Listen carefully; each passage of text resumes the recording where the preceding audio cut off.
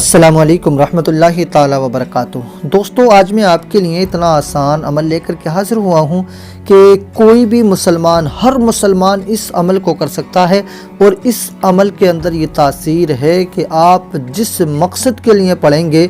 اللہ کریم آپ کا وہ مقصد پورا کر دے گا، مگر شرط صرف اتنی ہے کہ وہ مقصد آپ کا جائز ہونا چاہیے۔ یعنی عمل تو ایک ہے، اور اس میں اگر آپ جس مقصد میں جس کام کے لیے اپنے جائز مقصد میں اس کو پڑھیں گے تو انشاءاللہ تعالی یہ اسی میں کارگر ثابت ہوتا نظر آئے گا۔ مثلا اگر اللہ تعالیٰ نے آپ کو اولاد نہیں دی ہے، اولاد جیسی دولت سے اللہ نے آپ کو ابھی نہیں نوازا ہے، تو آپ چاہیں تو اس عمل کو کر کر اگر اولاد کے لیے دعا کریں گے، آپ کا ارادہ اپنے اولاد کے لیے ہوگا، تو اللہ کریم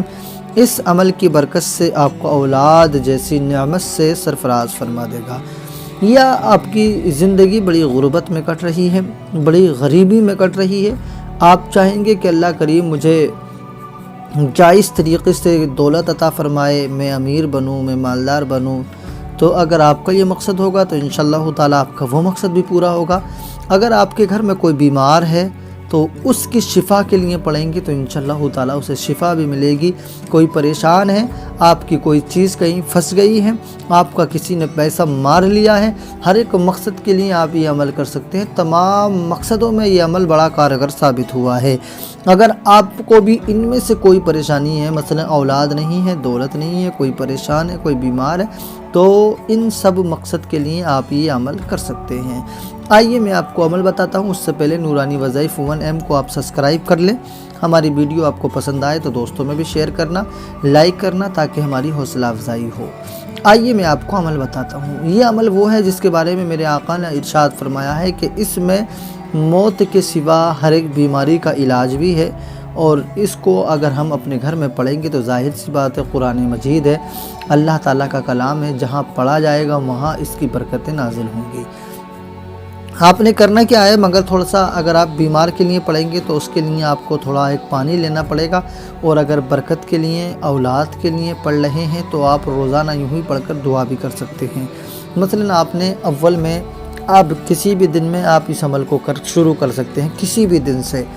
روزانہ صبح میں پڑھ لیں یا شام میں پڑھ لیں، دن میں ایک مرتبہ پڑھنا بڑا لازمی ہے۔ آپ نے اول میں 3 مرتبہ تو درود پاک کو پڑھنا ہے۔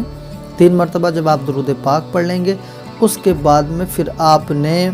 7 مرتبہ سورہ فاتحہ کی تلاوت کرنا ہے، یعنی الحمد شریف کو بسم اللہ شریف کے ساتھ 7 مرتبہ پڑھنا ہے۔ اور اگر اس کے بعد میں بس اتنا سا آپ کو چینج کرنا ہے کہ اگر آپ دولت کے لیے دعا کر رہے ہیں تو یہاں پر آپ نے یا غنیو 11 مرتبہ پڑھنا ہے، اور اگر اولاد کے لیے دعا کر رہے ہیں تو پھر یہاں پر یا متکبرو